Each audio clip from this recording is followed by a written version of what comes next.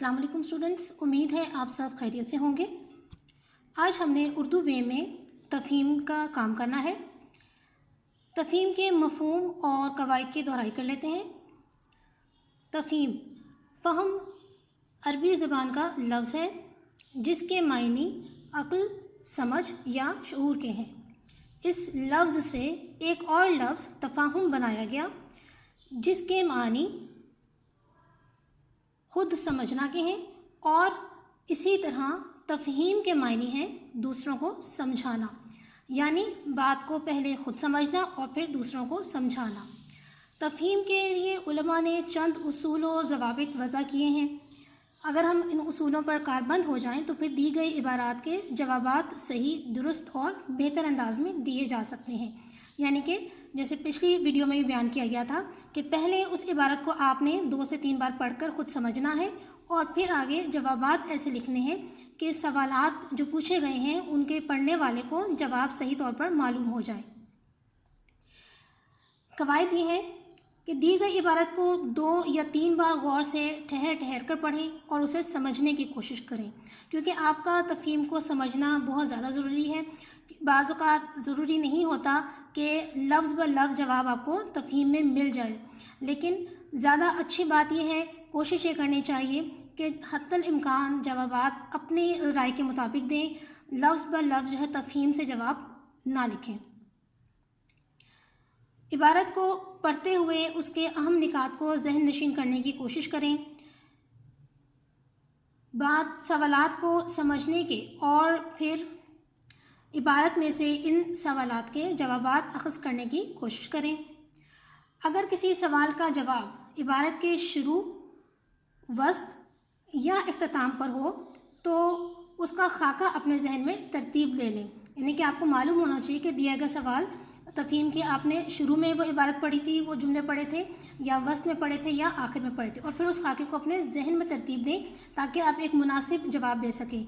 क्योंकि जब आप दरमियान से इबारत के जवाब निकालते हैं तो लाजमी तौर पर जुमला साजी की सलाहियत आपकी उस वक्त काम आती है कि आप जुमले को एक मुनासिब शक्ल देकर, तरतीब देकर सवाल का जवाब लिख सकें। जवाब सवाल के ऐन मुताबिक देने की कोशिश करें, ना ज़्यादा मुख्तसर कि अधूरा रह जाए और ना ज़्यादा तवील कि फ़ालतू बातें जवाब में शामिल हो जाएं। और सबसे आखिरी और लाजिम जो आपने नुक्ता जहन में रखना है वो नुक्ता ये है कि जवाब हत्तुल इम्कान अपने लफ्ज़ों में लिखने की कोशिश करें। इबारत में दिए गए जुमलों को नकल करने से गुरेज़ करें, क्योंकि जितना आप नकल करेंगे तो जो आपकी ज़हनी सलाहियत है वो उभर कर सामने नहीं आएगी। और तफ़हीम का मकसद ही ये है कि आपने ख़ुद समझना है और फिर दूसरों को अपने अल्फाज में वो बात समझानी है। आइए अब तफ़हीम का मुताला करते हैं, उसके सवाल जवाब देखते हैं। आज जो तफ़हीम हमने पढ़नी है वो दर्ज झैल है। इसका मुताला मैं आपके लिए करने लगी हूँ और फिर उसके बाद मैं इसके सवालात आपको बताऊँगी। इंसानी फ़ितरत का ख़ासा ये है कि वो अपने हम जिनसों से मिलजुल कर रहता है। वो अल्लाह खुदावंद ताला ने इंसान को इसीलिए दुनिया में अपने लिए खलीफा मुकर्रर फरमाया कि वो एहसास मोहब्बत रखता है। ये एहसास ही है जो इंसान को आला अखलाक सिखाता है, जिनमें सबसे अहम वस्फ़ खिदमत खल्क है। जिस दिल में दूसरों के लिए मोहब्बत का जज्बा नहीं, वो दिल नहीं बल्कि पत्थर का टुकड़ा है। इस दुनिया में जितने भी अम्बिया आए हैं उन सब ने खिदमत खल्क की तालीम दी है। तमाम मज़ाहिब की इल्हामी किताबों से इंसान को यही तालीम दी गई है कि आपस में हमदर्दी करो और ख़िदमत खल्क को अपना मामूल बनाओ। इसी चीज़ को इंसानियत कहते हैं। ये एक हकीकत है कि इंसान ज़ाती फ़ायदे के लिए दौड़ धूप करता है, अपने बाल बच्चों के आराम और आसाइश के लिए मुश्किल से मुश्किल काम करने को आमादा हो जाता है, तैयार हो जाता है। लेकिन सबसे बेहतर इंसान वो है जो ज़ाती मुफाद को एक तरफ रख कर दूसरों को फ़ायदा पहुँचाने और मुल्क व कौम को बेहतर बनाने और भलाई के लिए अपनी ज़िंदगी वक्फ़ कर दे।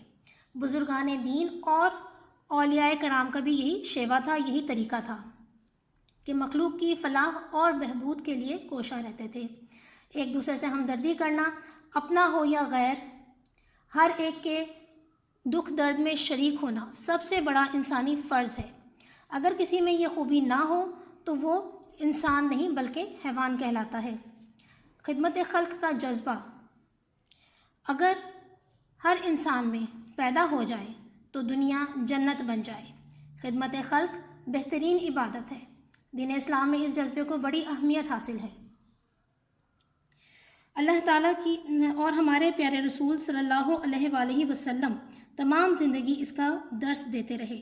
آخرت میں نجات کے لیے جہاں ایک طرف اللہ تعالیٰ کی عبادت اور نماز کی پوچھ گچھ ہوگی، وہیں حقوق العباد کا بھی پوچھا جائے گا۔ یہ تھی ہماری عبارت۔ اب اس کے سوال پڑھتے ہیں۔ پہلا سوال آپ سے تفہیم میں پوچھا گیا ہے کہ اللہ تعالیٰ نے انسان کو اپنا خلیفہ کیوں بنایا؟ تو اس کا جواب ہم نے لکھا کہ اللہ تعالیٰ نے انسان کو اپنا خلیفہ اس لیے بنایا کیونکہ انسانی فطرت ہے کہ وہ اپنے ہم جنسوں کے ساتھ مل جل کر رہتا ہے اور احساس محبت رکھتا ہے۔ اب اگر آپ کو تفہیم کا خاکہ ذہن میں ہو تو آپ نے دیکھا تھا کہ ہمارے جو پہلے تفہیم کے آغاز میں جو پہلے جملے تھے یہ اس میں سے جواب بنائے ہیں اور تھوڑی سی تبدیلی کر کے اپنے الفاظ میں اس جواب کو لکھا گیا ہے۔ اس کے بعد دوسرا سوال آپ سے پوچھا گیا ہے، کسی قوم کی ترقی کا انحصار کس بات پر ہوتا ہے؟ مثال دے کر وضاحت کریں۔ اب چونکہ آپ نے یہاں پڑھا کہ سارا پیراگراف جو ہے، تفہیم جو ہے، ہم نے جب اس کو سمجھا تو ہمیں پتہ چلا کہ وہ خدمت خلق کے بارے میں بات ہے، انسانی ہمدردی کے بارے میں بات ہے۔ لیکن اس ہمدردی کے احساس کے لیے ایک چیز تعلیم ہے، ایک تربیت ہے کہ ہمیں شعور ہونا چاہیے، یہ پتہ ہونا چاہیے کہ آخر ہم اپنے ملک و قوم کو کس جذبے کے تحت، کس احساس کے تحت ترقی دے سکتے ہیں۔ تو اس کا جواب یہ ہے، کسی قوم کی ترقی کا انحصار تعلیم پر ہے، کیونکہ تعلیم ہی کی وجہ سے انسان میں خدا پرستی، محبت، خلوص، اثار، خدمت خلق، وفاداری اور غمگساری کے جذبات پیدا ہوتے ہیں۔ مثال کے طور پر تاریخ گواہ ہے کہ مسلمانوں نے تعلیم و تربیت میں معراج پا کر، یعنی بلندی حاصل کر کے دین و دنیا میں سربلندی اور ترقی حاصل کی۔ یہاں پر جو ہے میں نے آپ کے لیے یہ دو جواب جو ہیں وہ حل کر دیے ہیں کہ کس طرح سے آپ نے اپنے الفاظ میں جو ہے ان جوابات کو لکھنا ہے۔ اسی طرح سے اگلا سوال آپ کے پاس ہے، مصنف اپنے ہم وطنوں کو کون سا پیغام دے رہے ہیں؟ چوتھا سوال آپ سے پوچھا ہے، کسی قوم کے زوال کی وجوہات بیان کریں۔ اب جب ہم نے یہاں ترقی کی بات کی ہے، کسی قوم کے کمال کی بات کی ہے، تو ظاہر سی بات ہے کہ اسی کا متضاد یہاں پر کچھ لکھا جائے گا جو آپ نے اپنے الفاظ میں لکھنا ہے کہ آخر کسی قوم کے زوال کی وجوہات کیا ہیں، کیوں کوئی قوم زوال پذیر ہوتی ہے، پستی کی راہ اختیار کر لیتی ہے۔ پانچواں سوال ہے کہ ہمیں قومی ترقی کے لیے کیا کرنا ہوگا؟ تفہیم کی مدد سے وضاحت کریں۔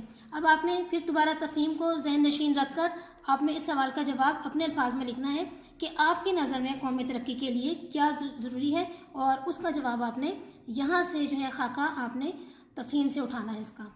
اس کے بعد ہے تفہیم کا مناسب سا عنوان لکھیں۔ یہ بھی ایک اہم سوال ہوتا ہے، اور آپ زیادہ سے زیادہ 3 یا 4 جملوں کی صورت میں، 3 یا 4 الفاظ کی صورت میں معذرت کہ آپ یہ لکھ سکتے ہیں اس کا عنوان، مطلب ایک مکمل جملہ نہیں آپ لکھیں گے بلکہ کچھ ایسے الفاظ کا مجموعہ ہوگا جو تفہیم کے عنوان کی وضاحت کرے گا۔ تو وہ بھی آپ جب تفہیم پڑھیں گے، اس کو اچھی طرح سمجھیں گے، تو آپ کو معلوم ہو جائے گا کہ اس میں بنیادی نقطہ کیا ہے، اور وہ بنیادی نقطہ جو ہے وہی آپ کی تفہیم کا عنوان ہوگا۔ امید ہے آپ کو یہ تفہیم جو ہے وہ سمجھ آ گئی ہے۔